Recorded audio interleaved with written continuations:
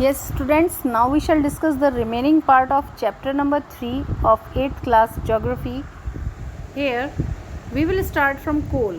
This is the most abundantly found fossil fuel. ये सबसे ज़्यादा अधिक मात्रा में पाया जाने वाला fossil fuel है.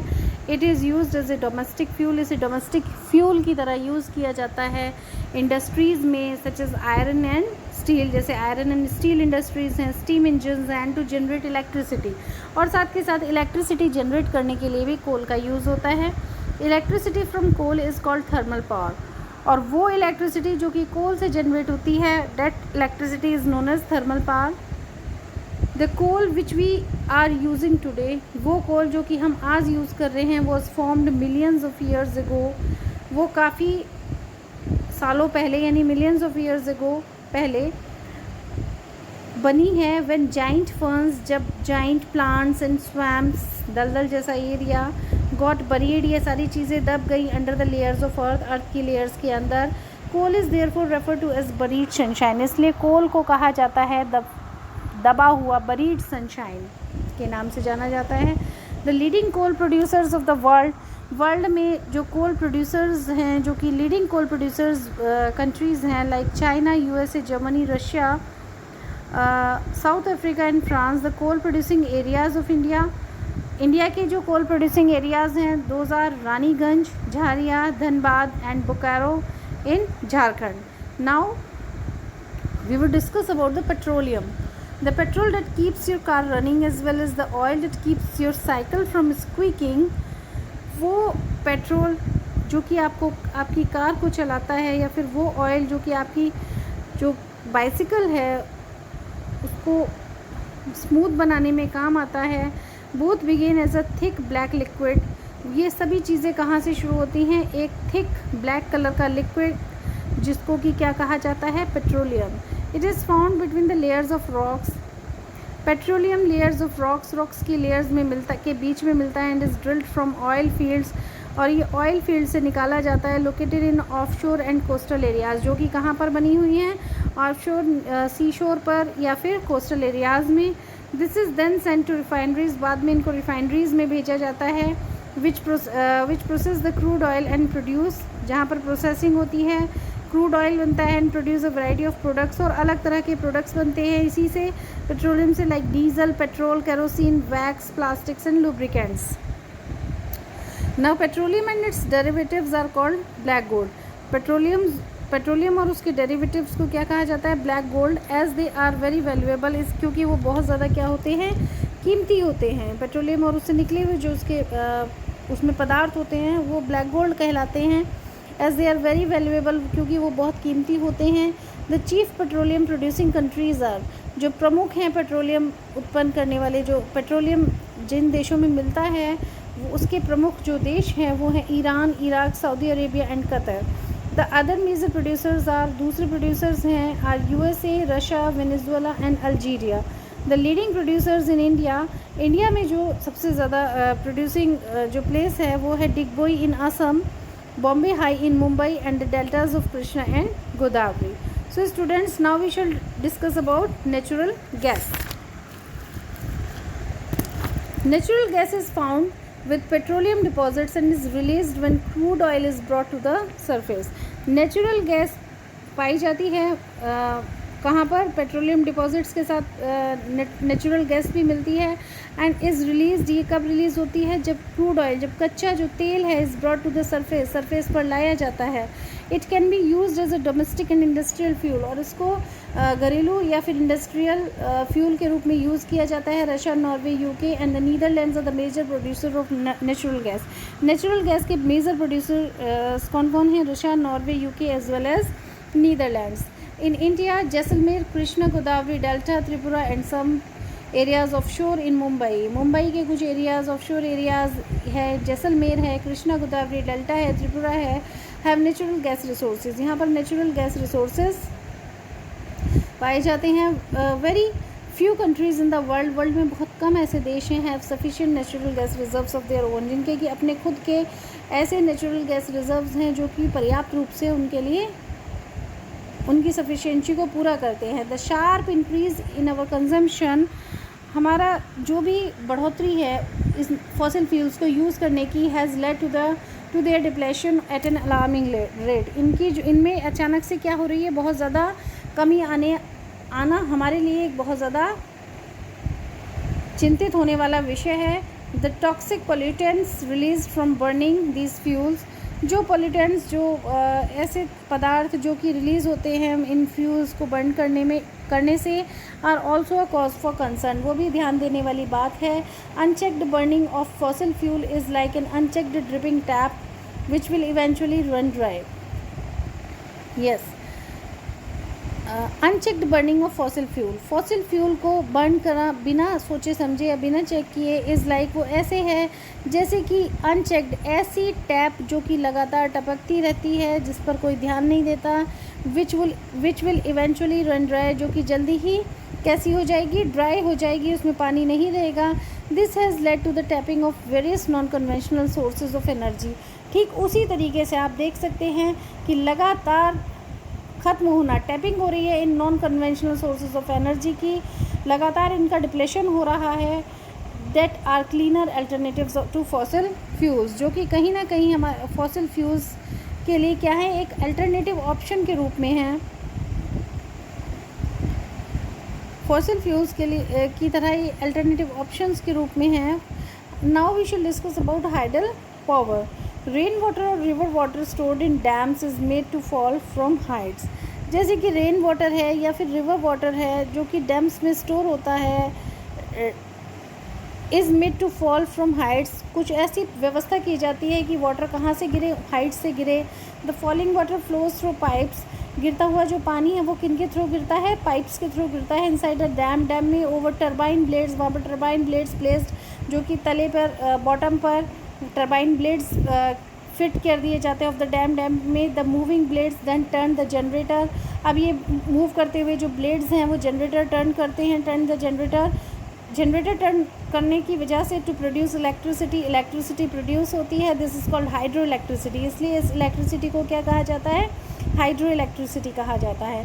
The water discharge after the generation of electricity, जो वाटर डिस्चार्ज होता है इलेक्ट्रिसिटी जनरेट होने के बाद, इज़ यूज्ड फॉर इरिगेशन, उस वाटर का यूज़ इरिगेशन के लिए किया जाता है। 1/4 of the world's electricity, world की इलेक्ट्रिसिटी का 1/4 is produced by hydel power, पूरे वर्ल्ड में जो इलेक्ट्रिसिटी यूज़ होती है उसका 1/4 जो पार्ट है वो हाइडल पावर के द्वारा प्रोड्यूस किया जाता है। The leading producers of hydel power के लीडिंग प्रोड्यूसर्स वर्ल्ड में कौन कौन से हैं, Paraguay, Norway, Brazil and China. Some important hydel power stations in India में जो प्रमुख हाइडल पावर स्टेशंस हैं वो हैं like Bhakra Nangal, Gandhi Sagar, Nagarjuna Sagar, Damodar valley projects.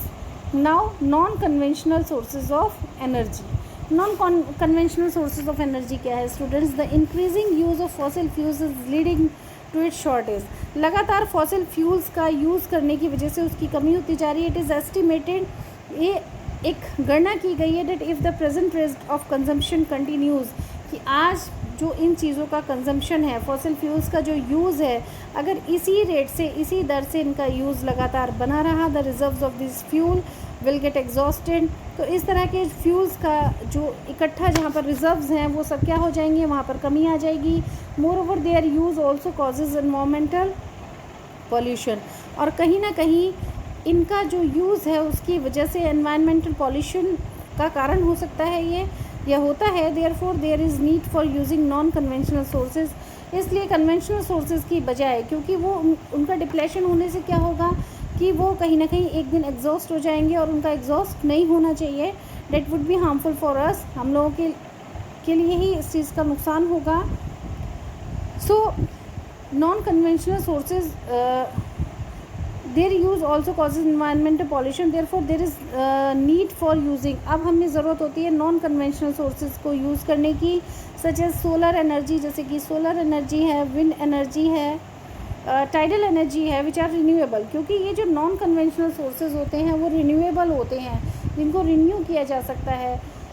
While conventional source of energy जो भी हैं, कन्वेंशनल सोर्सेज हैं, वो दे आर नॉट रिन्यूएबल, और कहीं ना कहीं उनका डिप्लेशन होना, कहीं ना कहीं उनका ख़त्म होना है। लाइक नाउ अब हम बात करेंगे नॉन कन्वेंशनल सोर्सेज की, like solar energy. First of all we would discuss about solar energy. Sun's heat and light energy can be felt by us every day. Sun की हीट और light जो भी energy है वो हमारे द्वारा महसूस की जाती है हर दिन. Solar energy trapped from the sun. Sun से जो सोलर एनर्जी प्राप्त की जाती है can be used in solar cells. वो सोलर सेल्स में यूज़ की जा सकती है टू प्रोड्यूस इलेक्ट्रिसिटी, और उससे इलेक्ट्रिसिटी प्रोड्यूस की जा सकती है, बनाई जा सकती है. Many of this cells are join into solar panels. बहुत सारी ये जो सेल्स हैं इनको जोड़ दिया जाता है सोलर पैनल्स में टू जनरेट पावर, जिससे कि पावर जनरेट की जा सके for heating and lighting purpose. किस उद्देश्य को पूरा करने के लिए? हीटिंग और लाइटिंग के उद्देश्य को पूरा करने के लिए.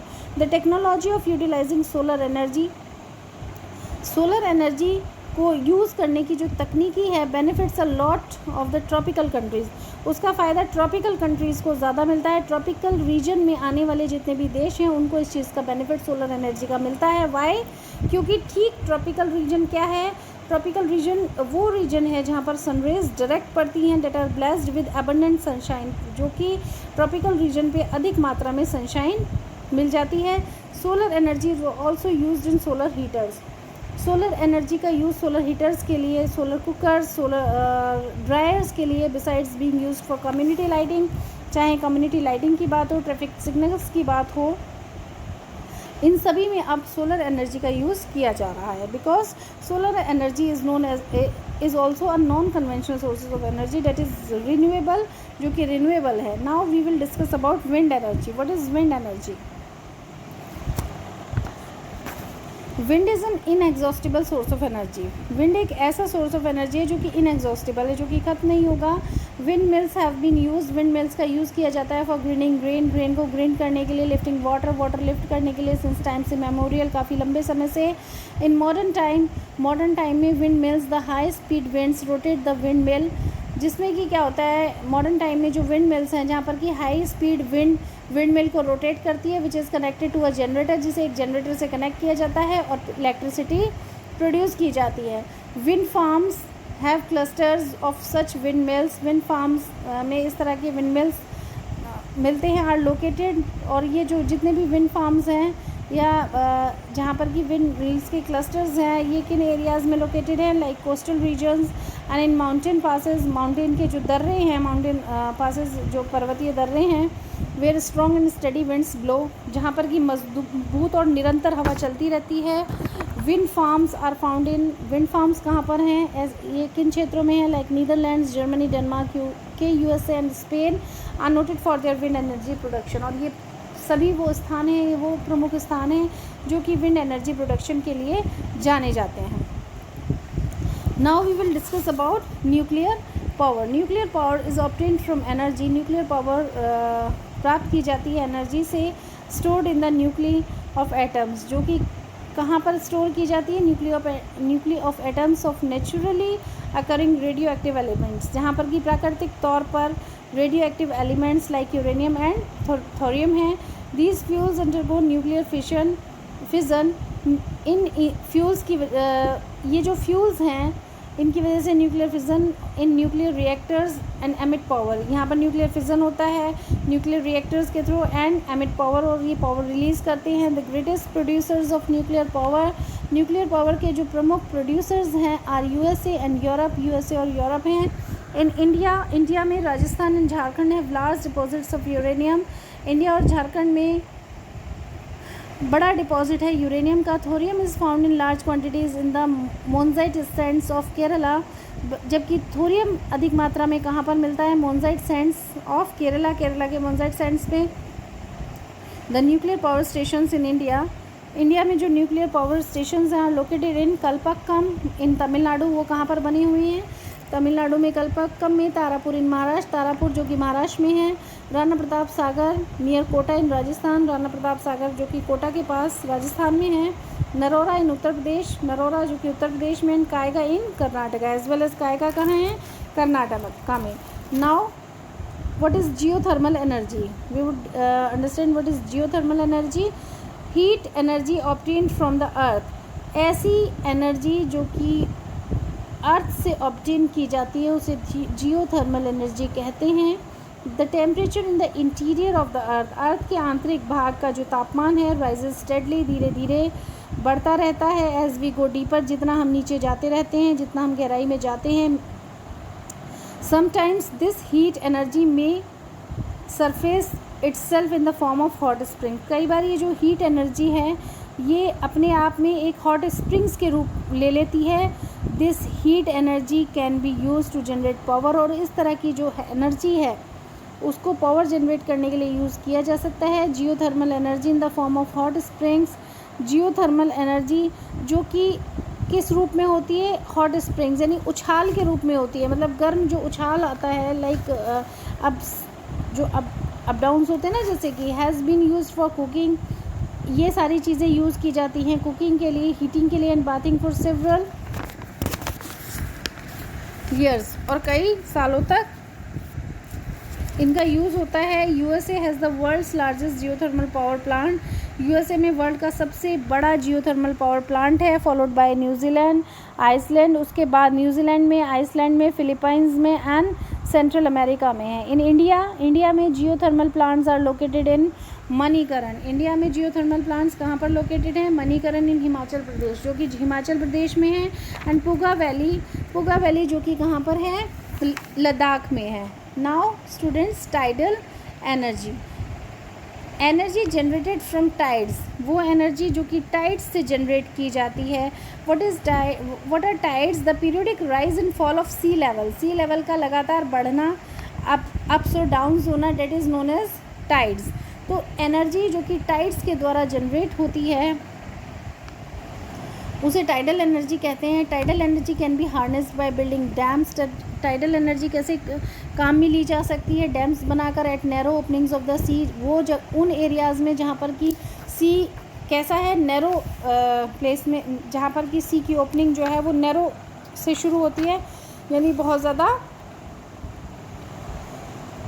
बड़ा एरिया नहीं होता, कम एरिया में, यानी नैरो ओपनिंग में ये चीज़ें बनाई जा सकती हैं। ड्यूरिंग हाई टाइड की वजह से the energy of the tides is used, tides की जो एनर्जी है वो यूज़ की जा सकती है टू टर्न द टरबाइन को टर्न करने में, इंस्टॉल्ड इन द डैम, जो कि डैम में लगाई जाती हैं, टू प्रोड्यूस इलेक्ट्रिसिटी, जिससे कि इलेक्ट्रिसिटी प्रोड्यूस की जा सके। Russia, France and the gulf of Kutch, in India Russia, France और गल्फ ऑफ कच्छ जो कि भारत में है, ह्यूज टाइडल मिल फार्म्स, जहाँ पर कि सबसे बड़े टाइडल मिल फार्म्स हैं। Now biogas, organic waste such as dead plant, ऐसे वेस्ट जो कि जैसे कि डेड प्लांट्स के animal material, animal dung and kitchen waste, इन सभी चीज़ों को कैन बी कन्वर्टेड, इनको कन्वर्ट कर दिया जाता है इनटू अ गैसियस फ्यूल के रूप में, जिनको कि बायोगैस कहा जाता है। The organic waste is decomposed by bacteria, organic waste को डिकम्पोज किया जाता है बैक्टीरिया के द्वारा इन बायोगैस डाइजेस्टर्स बनाए जाते हैं टू एमिट बायोगैस, जिनसे बायोगैस निकलती है, which is essentially a mixture of methane and carbon dioxide, जो कि निश्चित तौर पर किनका मिक्सचर होती है, मीथेन और कार्बन डाइऑक्साइड गैसेस का। Biogas is an excellent fuel for cooking and lighting, biogas एक बहुत ही अच्छा फ्यूल के रूप में काम करता है, कुकिंग करने में काम आता है, लाइटिंग में काम आता है, and produces huge amount of organic manure each year, और साथ के साथ बड़े अमाउंट में ऑर्गेनिक जो खाद है वो प्रत्येक साल बनाया जाता है इसके माध्यम से। एनर्जी इज़ एवरीवेयर, एनर्जी हर जगह है, बट वी कैन सी, लेकिन हम देखते हैं that harnessing this energy is both difficult as well as costly, लेकिन हम देखते हैं कई जगहों पर कि इन एनर्जी को काम में लाना बहुत ज़्यादा मुश्किल भी है और बहुत ज़्यादा कॉस्टली भी। Each one of us can make a difference bye not wasting energy, इसलिए हम लोगों को ये अंतर जानना चाहिए और हमें ये पता होना चाहिए that we should not waste energy, की हमें एनर्जी वेस्ट नहीं करनी चाहिए। एनर्जी सेव्ड, जो एनर्जी सेव होती है इज़ एनर्जी जनरेटेड, अगर आप एनर्जी सेव करेंगे तो एनर्जी जनरेट होगी। Act now and make brighter energy future, इस तरह से आप काम करें और एक बेटर एनर्जी फ्यूचर आप बनाएं। So students, we have completed the chapter.